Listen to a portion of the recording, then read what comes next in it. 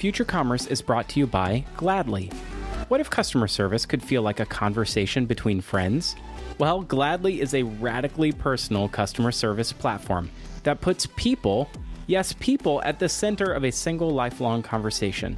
By enabling B2C companies to focus on people talking to people, Gladly powers a lifetime of conversations across every channel, from phone, email, text, chat, and social media.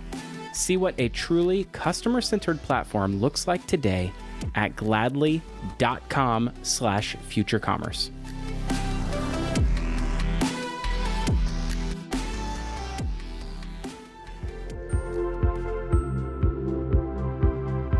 Hello and welcome to Step by Step, a podcast by Future Commerce presented by Gladly. This is season 3 of Step by Step, and this is episode 1 of 5. So welcome. I'm so glad that you're here. This season of Step by Step is all about customer experience. Yes, CX. And we're going to follow the journey of 4 incredible brand operators who are expanding out of customer support and evolving into customer experience. If you're in leadership at a high growth brand and you find yourself dealing with more OKRs than producing OMGs, this series is for you. In this 5-part mini series, we're going to talk to people, operators just like you, who are in brands that you know and love, and they are solving these problems every single day. It's going to be an amazing journey for all of us, and I'm so glad that you decided to join us. Before we begin, I just wanted to dispel some myths. If you're like me, you're probably a little bit confused about what the difference is between customer service and customer experience. So I took to Twitter and I asked the question. I said, in your own words, what is the difference between customer support and customer experience? And I got a wealth of answers that I really think captures what the difference is. Hito Jansa, who follows us on Twitter, is exactly in the same position I was. He said, CS and CX, well, they're two overlapping but rather different things, and it's kind of hard to explain, and I totally get that. I think Matt Schlicht really spelled it out for us. He says that customer support is part of the customer experience that usually involves answering questions, offering guidance, or resolving issues. But customer experience is a measure of the quality of the experience in every touch point between the brand and the product and the customer. Or, as many people responded, CS is reactive and CX is proactive.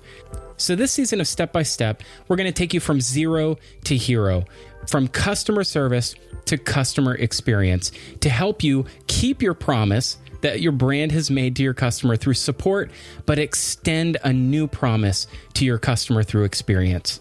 Today, to get us kicked off in our 3rd season of Step by Step, we're sitting down with the CEO of Gladly, Joseph Ancinelli. Being a seasoned operator himself, Joseph knows how important it is to transition from service and support to experience. Let's get into it, and let's kick off our first episode of Step by Step Season 3. How do I transition my business from customer support to customer experience? Step by step.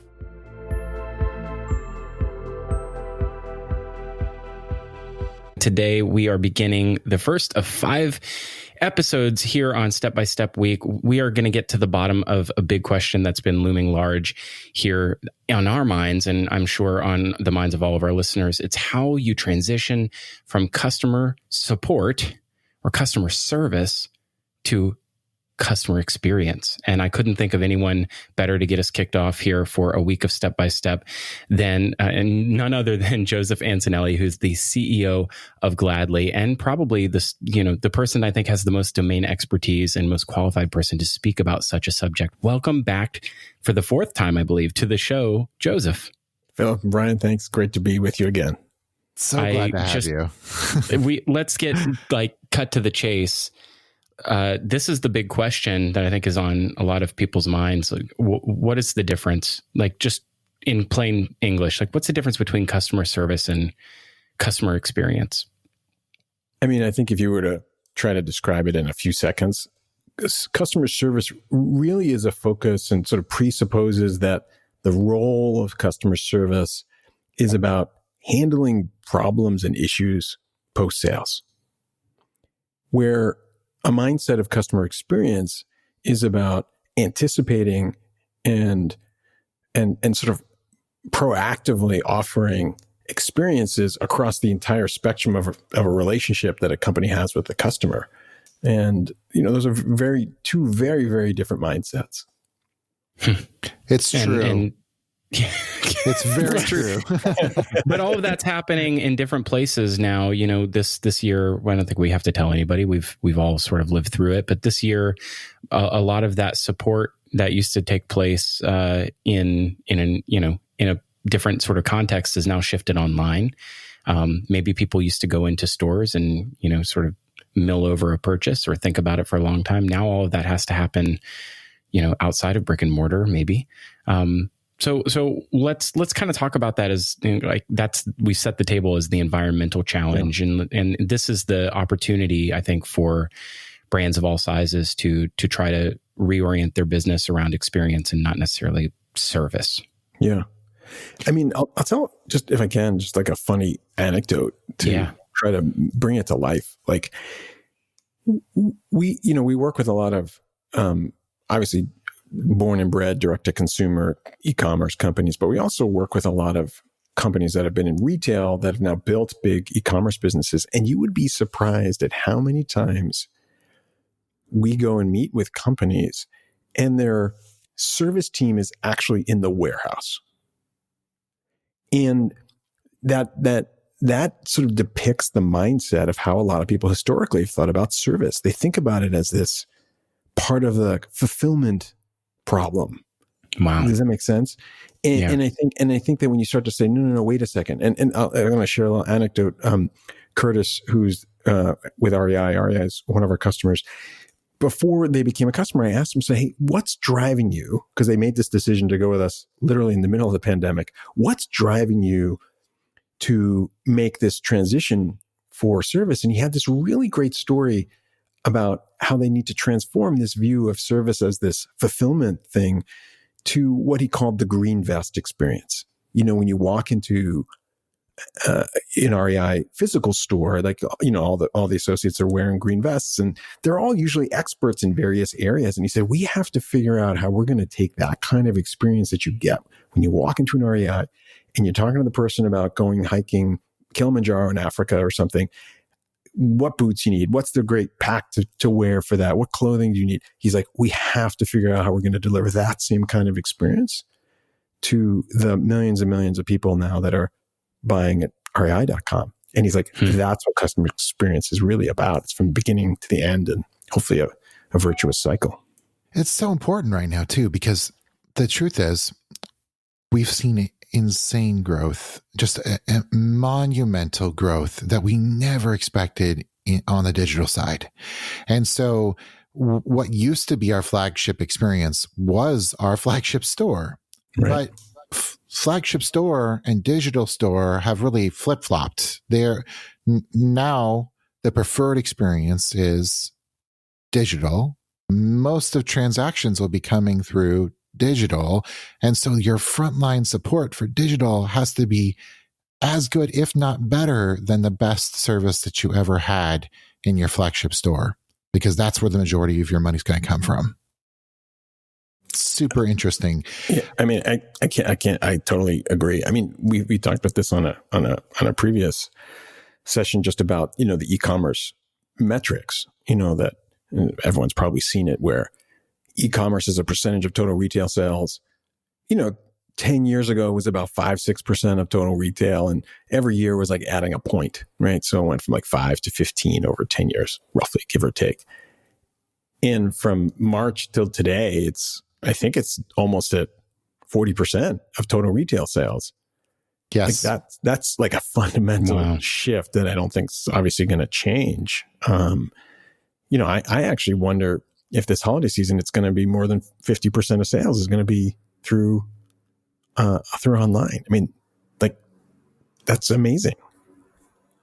It is amazing. I think it's also quite daunting depending on where you sit in a retail organization, because some of these things sound like high-minded concepts of, there's definitely some tactics you can employ to make those experiences better. But most of them, day by day are sort of in the weeds trying to just keep the operation running.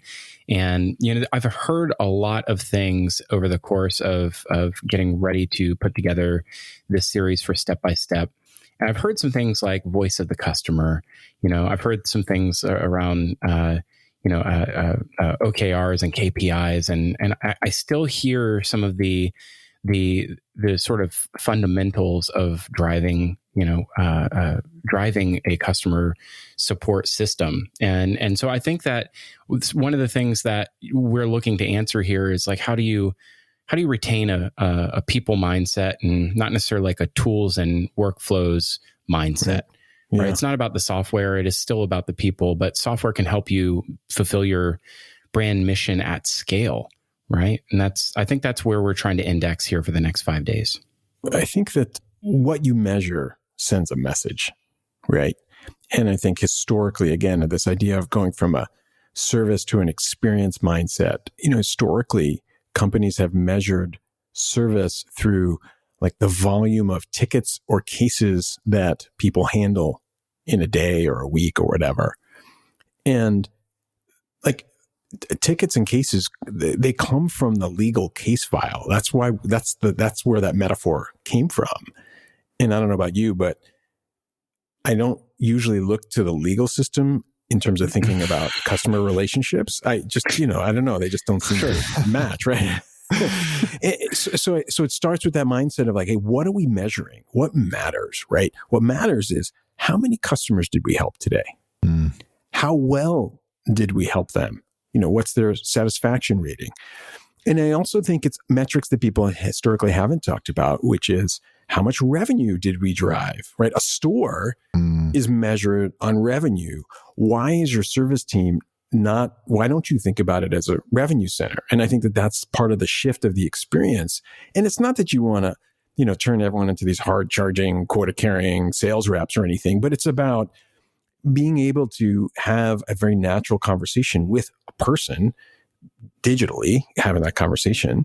And, you are in the business of selling goods and services. So how do you optimize that, right?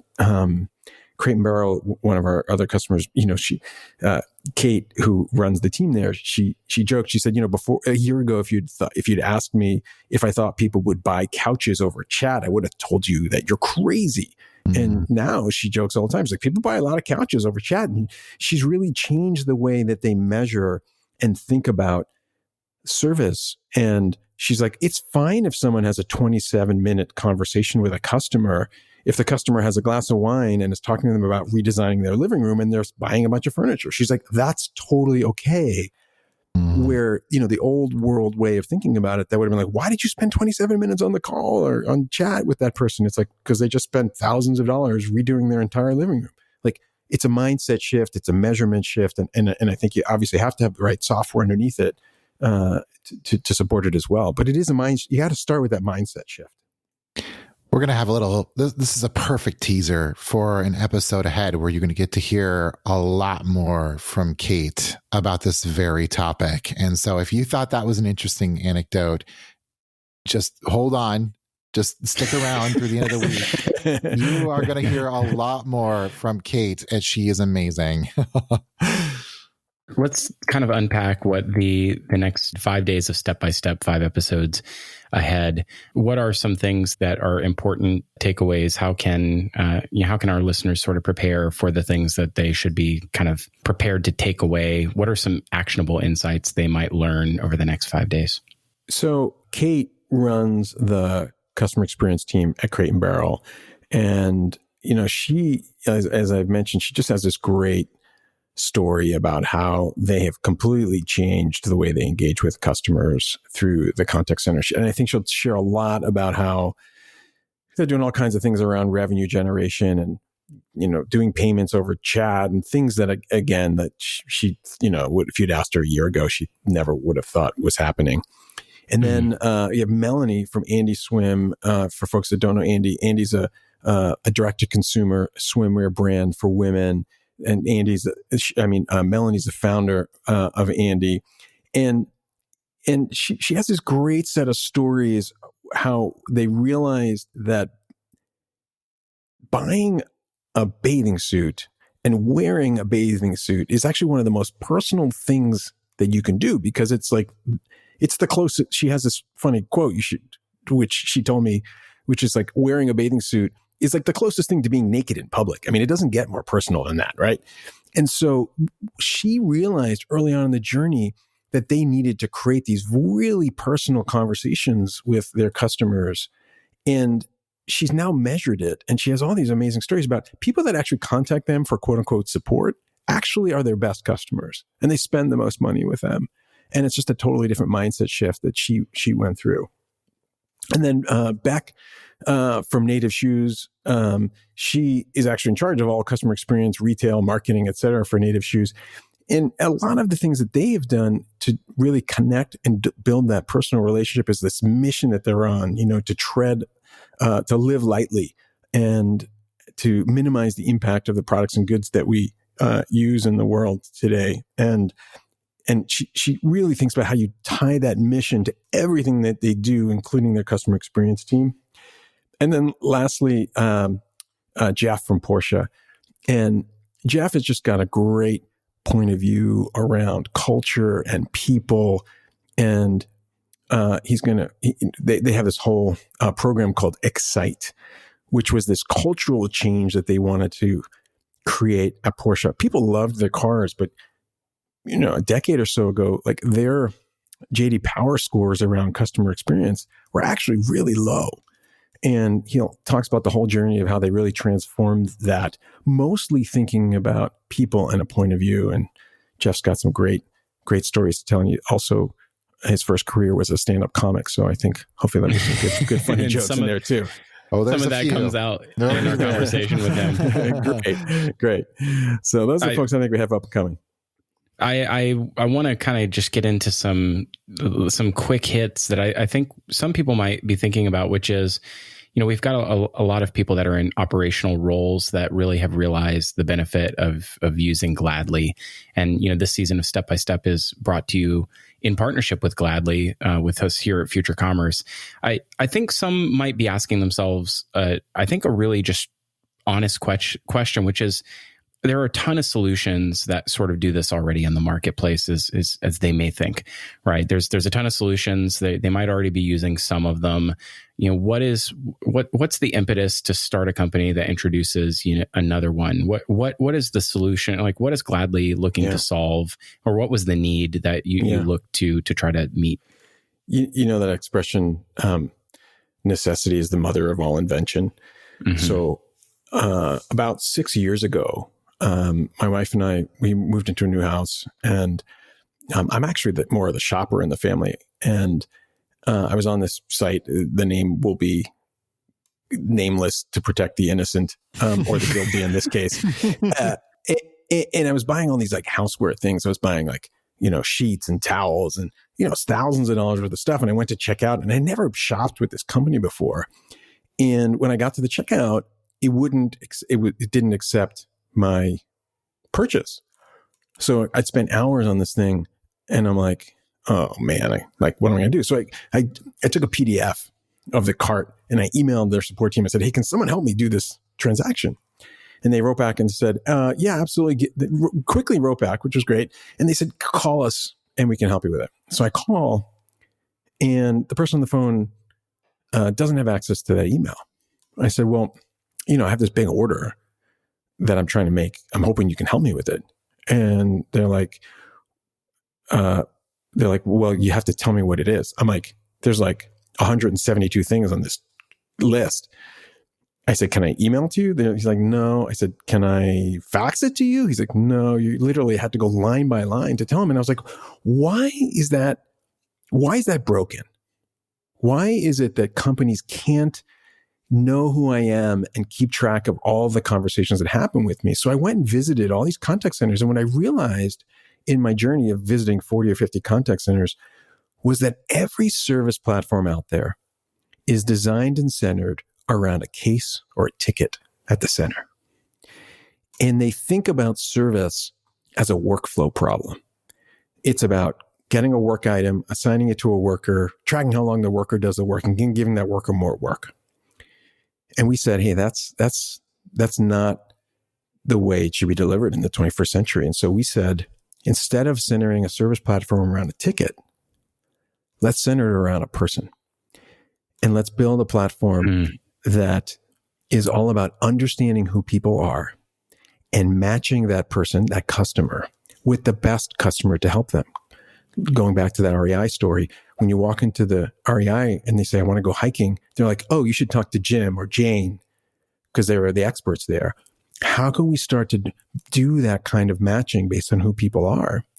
And then enable one lifelong conversation between a brand and that customer, independent of channel, whether it's voice, email, texting, Facebook, WhatsApp, SMS, we don't care. So that both the consumer and the company can seamlessly move and use whatever channel makes sense, as well as self-service, so that you just have this one conversation that's going back and forth like we do in our personal lives. And if we could do that, we could deliver on this promise of radically personal service, like really knowing who people are and engaging with them and showing consumers that companies have their best interests at heart. That was the big idea.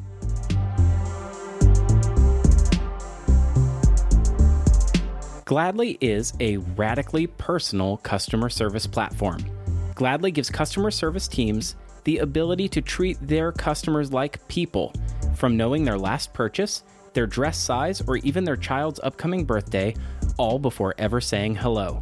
Built for the way that people communicate today, a customer and their history are never parted within Gladly.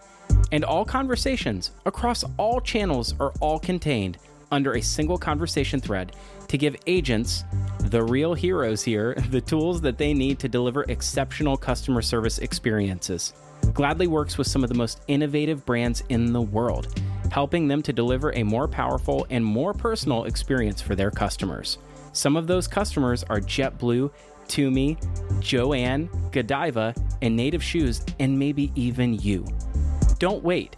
Find out today what a radically personal customer service platform is all about. Visit gladly.com/futurecommerce to learn more.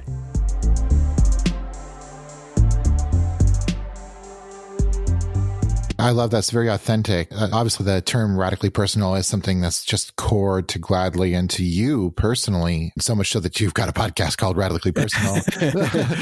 So tell me a little bit more about this. Like, explain in more detail what you mean by radically personal.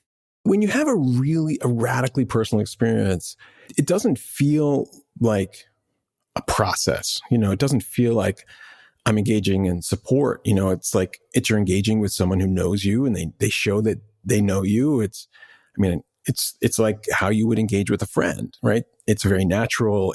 It's likely proactive as opposed to reactive. And companies show that they know me. Like they say, are you contacting about the order you made yesterday? Like that's a very different question versus do you have a ticket or a case number? Do you know what I mean? First of all, it puts the onus on the consumer versus being proactive, which is, hey, I know who you are, Joseph. Are you calling about the order you made yesterday? Yes. And so you start to actually have that conversation like you would, when you go into your favorite coffee shop and they know exactly what coffee you get every morning, that's the kind of things that software can help do at scale. And when you start to do that, that's when people feel an affinity. Because look, the reality is, companies are never going to out Amazon in terms of the things that Amazon can do, the scale, the fulfillment. Like you're never going to be able to compete. I mean, it's really hard, but you can compete on that experience you deliver that makes people fall in love with you, right?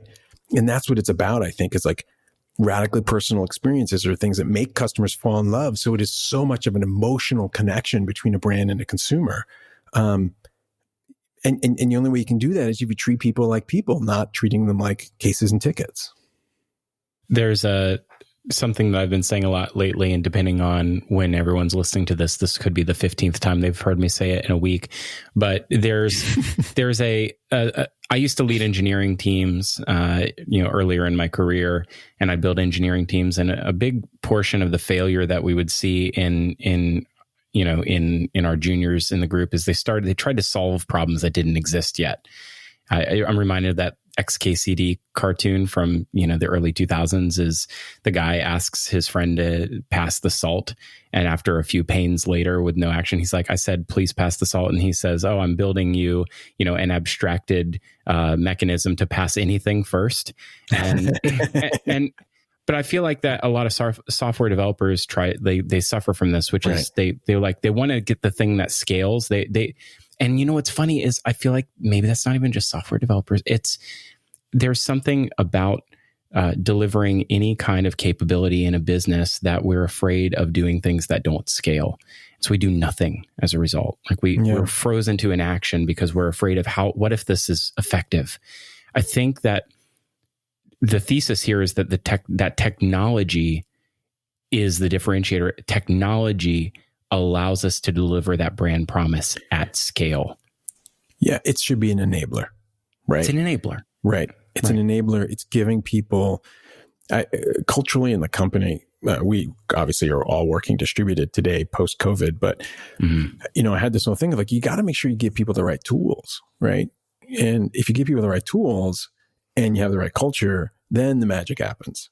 Right. And Jeff, Portia, he's going to talk a ton about this. I mean, that was our whole point of view, which was like, you give people the right culture. Like he talks about this thing called the drift circle. I don't know if he talked about it with you guys, but he talks about it with me, which is in car racing, there's this thing called the drift circle, which is like this big, round cement part of the track where, you can drive your car really fast into and you make a turn and you sort of like screech around really fast and you come out and, do a 180 effectively.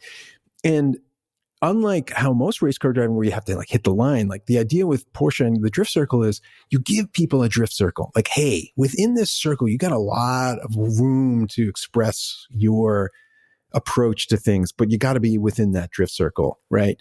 And when you let people go and you give them the right tools, then they can speed through that drift circle really fast. And that's, again, where the magic happens. Something you said really, it really resonated with me around Radically Personal. And we look at so many articles and education and so many things out there about, the things you can optimize to make your holiday shopping sing. And, like all of these really, really tactical things that feel like tricks and tips more than they do like, anything else. And I was just thinking, if you want to have real power in your customers' lives, you can't just resort to manipulations, to cheap manipulations. And I think that what happens is, merchants, they when you aren't radically personal, when you don't care about someone one-to-one, you don't provide them with things that actually mean something to them for real.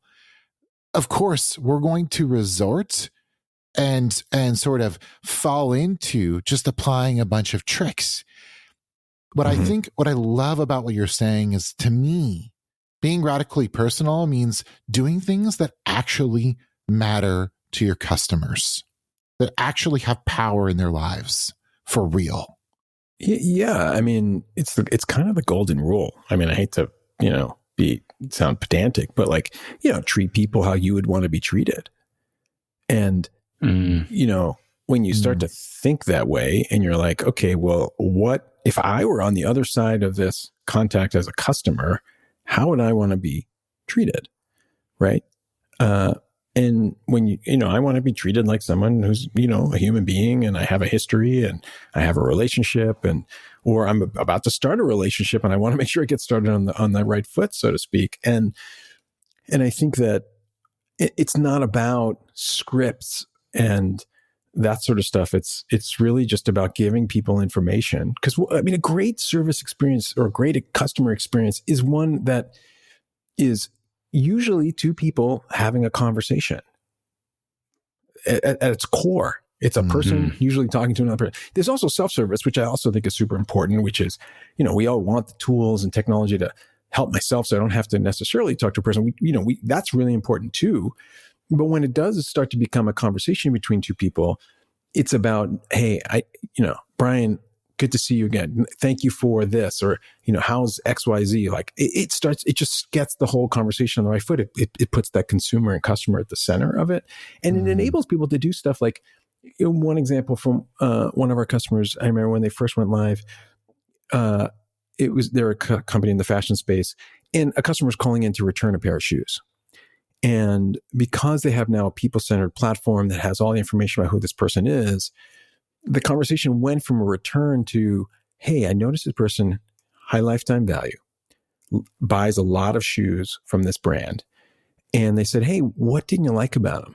And very naturally turned that conversation into a sale of 3 more pairs of shoes. That's the outcome. That's the business outcome that comes from it, right? This is not just about, kumbaya, let's all be nice to each other. It's like you have a purpose, which is, you have a bottom line. It helps your bottom line, and driving revenue and moving from a contact center to a revenue center is part of delivering that customer experience. Well, that's part of a relationship. It's not just about fixing things. It's about, building and growing. And I think, sales is a very natural outcome of good service. Yeah. That's something I feel like it's natural. Yeah. Go ahead. It's underappreciated. Yeah. Sorry. Go ahead, Joseph. No, you go ahead. I agree with you. It's totally underappreciated, but keep going with your thought. I think it's underappreciated that there's such a I tend to engage in a lot of thought leadership, right? And we'll have people on the podcast from time to time, and it's like, oh well, let's index towards thought leadership and information and actionable insights, and less towards the sale. And I'll be honest with you, like, when was the last time you saw an Instagram that just an Instagram ad or a Facebook ad or a Twitter ad or any sort of other, advertising that just like was so soft on the value that the ad was supposed to be providing to you? I think that some people really appreciate a really thoughtful recommendation, a really careful and considered, guided selling purchase experience. And sometimes that can only happen one-to-one with someone else in a consultative fashion. That's what we're here for. Right. And so I think that to underscore Brian's point one more time, like, good service is selling in many cases. Yeah, you guys know we do this annual consumer expectation survey. We survey 1,500, 2,000 people. And one of the things that was just continues to come out every single year we've done it now is this question of what's more important to a consumer? Is it great marketing or is it great service or great customer experience? And it has actually been continued to edge up every single year, where 3/4 of people, 75% of people, say that they're more likely to do a repeat purchase when they have a great experience versus responding to great marketing. Yet, if you look at budgets where people spend money, 75% of money of like a company spent on like acquisition and marketing, and service, people tend to look at it and say, we got to figure out how we're constantly cutting the costs there. And it's backwards, in terms of what the consumers want, if that makes sense. And it is way less expensive to get a happy customer to buy again than it is to get that first customer to buy the first time. And that's where this is about the bottom line. So your retention business depends on a great service experience many, many times. And they expect it of you, right? I think that's the biggest thing to take away, right? Like, they're going to get that great experience somewhere. And if it's not with you, it'll be with someone else. Absolutely. In this like world Amazon, where we have so much choice. Like Amazon. Amazon has changed everything, right? And so I think it's really, really important even though you can't compete with Amazon, or you probably shouldn't try. I think that if you don't want people to just go straight to Amazon, you've got to provide something to them that differentiates you. And so, what do you think about that, Joseph? How is the Amazon effect playing into customer service right now? So you just said something, which is you can't or shouldn't compete with Amazon. And I actually don't agree. I actually think you can compete with Amazon. You just can't compete with Amazon by trying to outdo what Amazon is great at, right? So Joey Zwillinger, who's the CEO of Allbirds, who's a customer and a friend, they make the world's most comfortable shoe, and now they're doing all these other things in clothing and whatnot, and they're really trying to, really change the world in terms of minimize the impact on the, goods and products that we use every day in terms of sustainability and whatnot. And, their whole mission is, how do we, reduce our carbon footprint in the world? And, they make these great shoes. And about a year ago, all of a sudden, Amazon branded shoe, which looked shockingly like their Wool Runner. And I was talking to Joey, and I don't know if you guys heard about this, but, I asked him, like, what were you thinking? He probably had a few expletives when I first heard about it. But the approach that he took, he wrote this letter, which went public, Dear Mr. Bezos. That's the title of it. And sort of goes through and says, look, don't copy our design. Like, his whole thing was take all of our materials so that you, Amazon, who pollutes the world, can actually reduce your carbon footprint. And the company owns that because it is something that speaks to their customers. So everything they do is about making that customer experience one that people fall in love with Allbirds and the brand. And by delivering on that customer experience, by the way, I don't really think Amazon's been able to compete with a shoe that was a design knockoff. Why? Because people love Allbirds. They love the mission. I mean, they go so far in terms of thinking about experience. Like the chairs that they have in their retail stores are designed to make it easier to try shoes on. Like, that's the level of detail you got to be thinking about when you're thinking about delivering great experiences. It's about when you call their customer experience team, they know who you are. They have all your purchases at your fingertips. Like that's how you compete with Amazon. It's what's your mission? How do people fall in love with it? How do you deliver on that experience every single moment of the journey of the customer? That's the truth right there. It makes me so excited for what's to come, and the next 4 episodes of this step-by-step series. I think there's a lot to really gain from the experience and the expertise of the folks who are sharing, for sure, and the varied and incredibly different natures of the businesses, that they're all, that they're all in. But I would say there's this concept that we've said in the past that we're not all in the same boat, but we all are in the same storm. And hearing how each of these professionals, including yourself, have navigated 2020 to actually make it a year where they can actually reinvest in channels, reinvest in digital, make greater investments in customer experience. Those sound like opportunities more than they do challenges to me. And I think this is like the greatest opportunity that brands have right now, is to try to rise to meet this expectation of delivering service at a better scale. Couldn't agree more. Yeah. Wow. Okay, so we have there's 4 more days in front of us, 4 incredible episodes. And this has been just such a great time. Thank you, Joseph, for sharing your insights with us. And we look forward to having you back again at some. I feel like you're our most tenured guest now. Yeah, I think so. I think it's true. Philip and Brian, I feel like you guys are friends, so that's most important to me. You are a friend.